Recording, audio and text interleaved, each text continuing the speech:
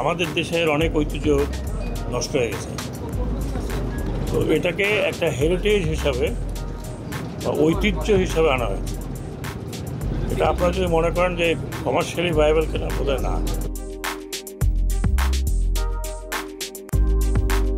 Rocket Masud থেকে বলছি, যার যার ডানে থাকবো কাইন্ডলি আগে থেকে যার যার ডানে পজিশন করবেন। আধুনিক যত বড় বড় লঞ্চই দেখি না কেন, এগুলোর চাইতে এটা কিন্তু অনেক বেশি স্টেবল। এটার শেপটা দেখলে মনে হবে যে সাবমেরিন একটা ব্যাপার।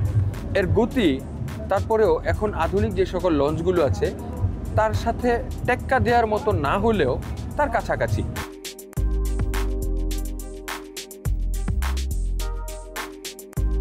ব্যাটারি স্টিমারটা আসলে এটা তো অনেক আগের, মানে একটা আগ্রহ ছিল এটাতে আসার, যে একটা অন্যরকম একটা অনুভূতি আর কি, এই জন্যই এখানে আসা। আমার প্রথম এক্সপিরিয়েন্স অসাধারণ।